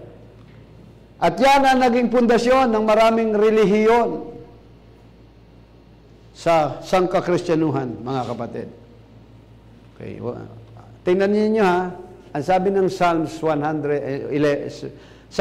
verse 3, if the foundations be destroyed, what can the righteous do? Kung ang pundasyon o yung patibayan ay masira, anong magagawa ng matuwid? Mga kapatid, ngayon, mag-uumpisa na ako. Naku po. Pag-aralan natin ang buhay o yung aklat ni Ezra at saka ni Nehemiah. Dahil ito pong dalawang aklat na ito ay tumutukoy sa mga Hebreo o ang tingin ng itinuturing ng mga Hebreo na ito ay isa lamang pong aklat. Aklat na kung saan naitala ang pagbabalik ng Israel pabalik sa Jerusalem. At dito makikita natin na kung papaano inirestore ng Diyos ang kanyang bayan na Israel doon sa kanilang pagsamba at sa kanilang fellowship at sa kanilang blessing na nanggaling sa Diyos. At kung paano prinubide ng gobyerno na sila po ay maprotektahan at ibinigay ang tagumpay sa kanila laban sa kanilang mga kaaway upang huwag merong mang-alipusta sa kanila. Merong talagang nang alipusta sa kanila. Isa na riyan sina Sambalat, sina Tobias, sina Gersim. At ang aklat ni Ezra, mga kapatid, at Nehemiah, ito po ay tumutukoy sa pagpapanumbalik ng templo ng Jerusalem. Yung temple worship nila, mga kapatid, na kung saan yun ang kanilang focus, yun ang tibok ng puso ng bayang Israel. Without the temple, kahit meron kang isang bansa, ang Israel, kahit mayaman silang bansa, pero dahil walang silang templo, they are not complete. Hindi sila kumpleto hanggat walang templo. Ano po ang gusto kong ipakita sa atin? Kahit anong sagana ng buhay mo, kung wala kang Diyos sa buhay mo, wala kang kapayapaan. Kaya ang aklat ni Nehemiah ay tumutukoy sa pagpapanumbalik o rebuilding of the walls, mga kapatid, at gobyerno ng siyudad ng Jerusalem. Editan na yun ni Nehemiah, inayos niya yung mga walls o mga pader at saka yung pangangasiwa sa siyudad ng Jerusalem. So, ano ang gustong gawin ng Diyos sa kaharian ng natural Israel? Yung kanyang piniling bayan. So, ganun din po ang ginagawa ng Diyos sa spiritual Israel. Yung tunay na iglesia, which is the holy nation, a peculiar people that called out from darkness into marvelous light. 1 Peter chapter 2, verse 9. But ye are a chosen generation, a royal priesthood, a holy nation, a peculiar people, that ye should show forth the praises of Him who hath called you out of darkness into His marvelous light. Kung paanong tinawag at ipinanumbalik sila to restore and build the Jerusalem, ganun din ang ginagawa ng Diyos sa ating spiritual na Israelites. The church must come back to the Word of God. Bawat mananampalataya, bawat iglesia, bawat individual na mananampalataya, kailangan bumalik sa salita ng Diyos. At ma-restore sa tamang pundasyon. Mali ang ating unawa dati sa Godhead, sa lahat ng bagay. And the reason ginamit si Brother Branham. Tutulong ang Diyos para i-build ang wall through the fivefold ministry para ingatan ito. Isang napakagandang halimbawa, mga kapatid. Sa Ezra chapter 1 verse 1, now in the first year of Cyrus king of Persia, that the word of the Lord by the mouth of Jeremiah might be fulfilled. The Lord stirred up the spirit of Cyrus king of Persia, that he made a proclamation throughout all his kingdom, and put it also writing, saying, Thus saith Cyrus king of Persia, the Lord God of heaven hath given me all the kingdoms of the earth, and he hath charged me to build him an house at Jerusalem, which is in Judah, who is there among you of his people. His God be with him, and let him go up Jerusalem, which is in Judah, and build the house of Lord God of Israel. He is God, which is in Jerusalem. And verse 4, and whosoever remaineth in any place where he sojourneth, let the man of his place help him with silver and with gold and with goods and with beasts, beside the freewill offering of the house of God that is in Jerusalem. And verse 5, then rose up the chief of the fathers of the Judah and Benjamin and the priests and the Levites with all them whose Spirit of God had raised to go up to build the house of Lord God, which is in Jerusalem. Mga kapatid, ang children of Israel ay under captives ni Nebuchadnezzar. Sinakop sila, dinala sila ni Nebuchadnezzar doon sa Babylon. Si Nebuchadnezzar, yung king of Babylon. Ilang taon silang under the subjugation of Babylonian Empire? 70 years. They were under the bondage. We are under the bondage of wrong doctrine for the 7 church ages. Kaya yan po ang type niyan. So Israel freedom came when Medo-Persian Empire overthrew Babylon and Israel was allowed to return to their homeland. Natalo ang Babylon. At nang malaman ni Cyrus the king of Persia na 150 years ago, siya po ay naiprophesy sa Isaiah 54, if my memory serves right. Siya yung pinahiran ng Diyos, gagamitin ng Diyos para pauwiin ang Israel at itayo nila ang templo ng Panginoon. Nung malaman ni Cyrus, uy, ako pala yan. Kaya ano sabi riyan? Ezra chapter 2, 1 verse 3. Ano sabi na, verse 1 muna, umpisa natin. Anong sabi riyan? Tingnan nyo, yung si Ciro, then sabi ni Ciro, ibinigay sa akin ng Panginoon ng langit at lahat ng kaharian sa lupa. Verse, at ibinilin sa akin na ipagtayo ko siya ng bahay sa Jerusalem na nasa Huda. Hindi naman si Haring Cyrus ang magtatayo, kundi sabi niya, sino man sa inyo sa buong bayan, sumakanyanawa ang kanyang Diyos. Kaya walang pilitan, di ba? Sino man sa inyo. Kaya kahit sa pagtanggap kay Kristo, walang pilitan. For God so loved the world, He gave His only begotten Son, that whosoever believeth on Him. Sino man sa inyo. Sabi niya, sumama kayo. Kalayaan ninyo ito. Umuwi kayo. Ipagtayo nyo ng templo ang inyong Panginoon Diyos. Dahil ito yung hula. Sabi niya, God's word never fails. Hindi kailanman mabibigo ang salita ng Diyos. And we are living in an hour that the word of God, by the mouth of the prophet, mga kapatid, will also be fulfilled sa panahon na natin. At alam natin, in every age, there is a portion of God's word to be fulfilled. May na-fulfill sa panahon ng Efeso, Smyrna, Pergamo, Thyatira, Sardis, Philadelphia, until the time of Laodicea, sa atin mapupulfill. In the days of Jesus Christ, when the word was fulfilled, the Pharisees, the Sadducees, the scribes, hindi po nila na-recognize ang ating Panginoon Kristo. So, ganun din sa ating panahon. Ano ang kiniklaim nila? Meron silang Abraham, meron silang Moses, at meron silang mga propeta. Ano ang tinitingnan nila? Yung history, yung paghukom, the foolishness of those people who had rejected Noah's message of the impending world's judgment. Yun ang kanilang, laging ganun sila. At sa panahon nila, dumating si Moses, nireject nila si Moses. Kasi ang Israel, nang ibinigay ang law, ang Torah, alam nyo kung ilan yan? 613 misbot. And ang kabuuan ng batas na bukod sa 10 Commandments, 1,600 yan. May mga naka-stipulate yan. Kaya ano ang binabalikan nila? Yung Noahic covenant. Noahic law. 7 lang yun eh. Kesa sa pagkadami-dami, kaya bumabalik sila ron. Pero ito kaya nireject nila yung mensahe ni Moses.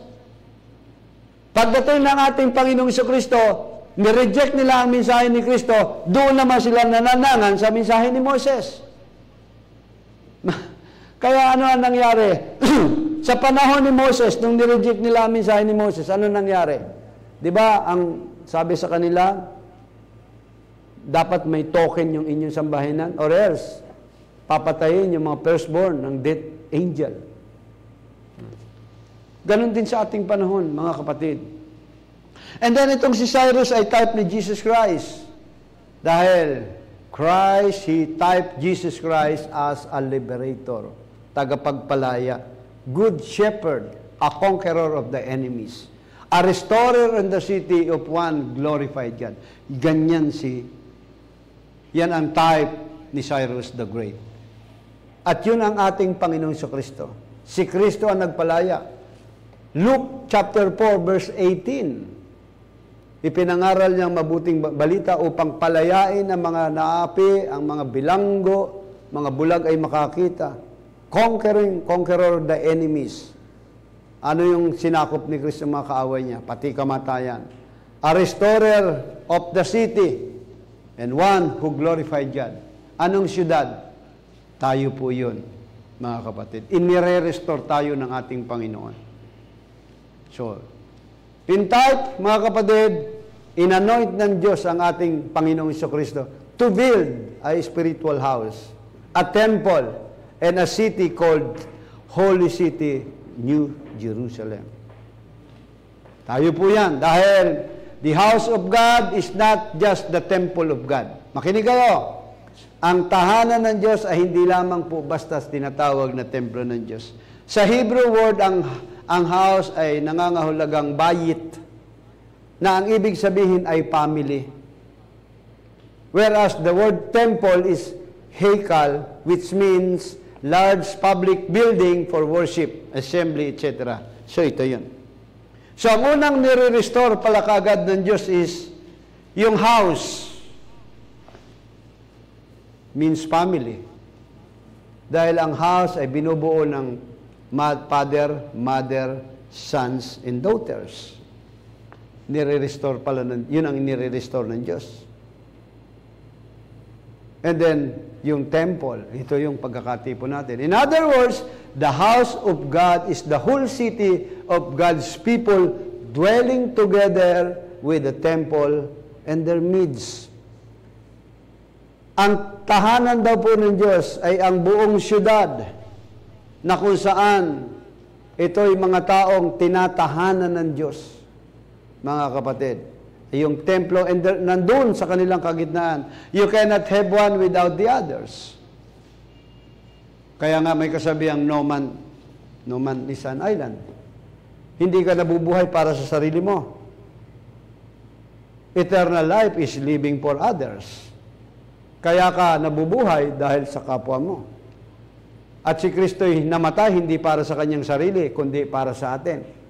Kaya kung ikaw'y mamamatay, hindi para sa iyong kamatayan, kundi para sa mabuhay ang ibang tao. Kaya merong namamatay na manok at niluto para mabuhay tayo.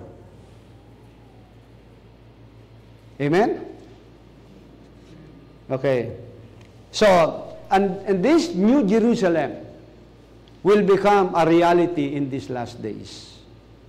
Itong bagong Jerusalem na ito ay magiging makatotohanan sa ating huling panahon. Sa pamamagitan ng an elected group of people will be ordained and will be called out of the world in all of religious ism and sins to the true and living God in His Word. Ito ay mga piniling grupo ng mga tao, tinawag buhat sa sanlibutan ito, sa mga relihiyon, upang maging tunay, mga kapatid, salita ng buhay at tunay na Diyos. So, yung templo na itinayo ni Ezra, the book of Ezra was placed before the book of Nehemiah because the temple was reason enough for a spiritual people to build the city. Nauna muna si Ezra before Nehemiah. Bakit? Dahil ang book of Ezra ay tumutukoy sa pagtatayo ng templo. Itatayo ito ng mga spiritual people, itatayo niya ang templo. So God's true worshiper tend to gather in the temple to worship their Creator. Kaya pagbalik nila, ang aayusin kaagad nila ay ang altar, ang templo. Para makapagsamba ulit sila sa Panginoon. Ano ang aayusin natin sa pagbabalik natin sa Panginoon? Ang altar. Bakit kailangang ayusin yung altar? Naalaala nyo, pertaining sa Israel, laging associated ang altar sa kanila. And we are spiritual Israelites. Nang mahulog sa kasalanan ng tao, si Adam at saka si Eve, ang ginawa ng Diyos ay gumawa ng altar. Ito yung inyong pagitan. Ito ang demarcation line. Tuwing maghahandog ka, diyan ko kayo katatagpuin. And the reason, merong altar. So ano ang altar sa atin? Tayo ay walang literal na altar because once and for all, naihandog na ang handog natin, si Kristo. Ang altar ay walang iba kundi ang puso natin. At yan ang inaayos sa atin. Diyan ang sabi ng Biblia, God's true worshiper tend to gather in the temple to worship Creator. Sinasamba natin ang Diyos sa Espiritu at katotohanan. A city without the temple cannot regarded as a city of God. Katulad ng sinabi ko kanina, ang isang siyudad na walang templo, hindi mo yan pwedeng tawaging city of God. Now, spiritually speaking, mga kapatid, where is the true temple of God? Nasaan ang tunay na templo ng Diyos? Can all claim that God is in their midst? Pwede ba nating sabihin na ang Diyos ay nasa ating kalagitnaan? Because we are a spiritual temple. But the truth is that the true temple of God is Christ. Ang tunay na templo ng Diyos ay walang iba kundi si Kristo, the Word of God. Kaya sabi ni Kristo, 2 or 3 gather in my name, I'm in the midst of them. God is not in the church. Makinig kayo. Ang Diyos ay wala sa iglesia. Ang Diyos ay nasa kanyang salita. That's the truth. So, hindi lahat ng iglesia nanduroon ng ating Panginoon. Dahil nananatili ang Diyos sa kanyang salita. God in His Word. And if an assembly o yung pagkakatipon that not possess the true Word of God, then God is not in their midst. Kung ang pagkakatipon natin, wala dyan ang tunay na salita ng Diyos, mga kapatid, wala ang Diyos sa kalagitnaan. Katulad ng denominasyon. Man-made doctrine. Bakit? Pinalabas nila ang salita sa loob ng iglesia. Pagdating sa Smyrna, dalawa yung church. Isang natural at isang spiritual. Tinutulak, unti-unting papalabas. And then pagdating ng Pergamo, naging luklukan ni Satanas. Paano nanduro ng Diyos? Kapag wala ang salita doon sa loob ng iglesia, wala ang Diyos doon. Pastor, gumagamit din sila. Ay kung hybrid, wala pa rin ang Diyos doon. Remember, hindi sinabi ng Biblia, ano sabi ni Pablo, kundi sa kahimat kami o anghel na bumabanggaling sa langit at mangaral ng ibang Jesus na aming ipinangaral, let him be accursed. Yung bang Jesus na ipinapangaral nila ng December 25, yun ba yung Jesus na ipinangaral ng mga apostol during the Bible days? Hindi naman, hindi ba? So, wala ang Diyos doon sa ganung kalagi. Pastor, bakit mas blessed pa sila? Bakit mas marami sila kumpara sa atin? Mga kapatid, sabi ni Kristo, fear not, my little flock. Look at the Pharisees and Sadducees and the scribes. They were holy. Sabi ng Bible. They said their prayers, they give alms, and they were very religious. Isipin mo, bawat anisi, ang liliit nun, binibilang na yon, inilalagay nilang tithes yun. Pero sabi ng Biblia, God is in His Word. Ang Diyos ay nasa kanyang salita. Mga kapatid, at kung wala ang salita ng Diyos doon, wala ang Diyos sa kanilang kalagitnaan. But Jesus Christ cursed them and called them whitewashed sepulchres, hypocrites and vipers. Matthew chapter 23, verse 13 up to 25. Pero mga banal yan, sabi pa nga ni Kristo, malibang higitan nyo ang katuwiran ng mga Pariseo. Hindi kayo makakapasok sa kaharian ng langit. Ay, pag sinabing Pharisee, ang ibig sabihin ng Pharisee ay separate one. Pag edad ng 12 anyos, yung panahon ng kalalakihan na tinatawag ng bar mitzvah, inihihiwalay na sila. Mas pinipili nilang magpakadalubasa sa religious kumpara sa sekular. Kaya ang mga tirahan nila, kumbaga, ihalimbawa sa atin katulad ng mga Forbes Park, Dasmariñas Village, yan. Doon po sila nakatira. Hiwalay sila sa mga uhuging mga kabataan. Malilinis sila. At meron silang great teacher, ang pangalan ay si Nicodemus. Kaya sina Pablo, ganun ang kalagayan nila. Hiwalay. Religious sila. Pero ano sabi ng ating Panginoon? Pinapuputi ninyo ang mga libingan, pero ang laman lahat niyan ay mga patay na buto.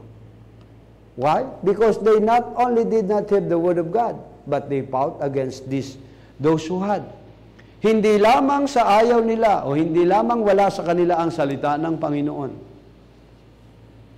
Yung may dala ng salita ng Panginoon ay kanilang kinakalaban. Walang iba kundi ang Panginoon Jesucristo. So don't go around acting religious. Being religious is not good. Katulad ng mga taong ito. Hindi pala maganda yung ikay relihiyoso. You need to be spiritual and have spiritual discernment in this hour that you are living in.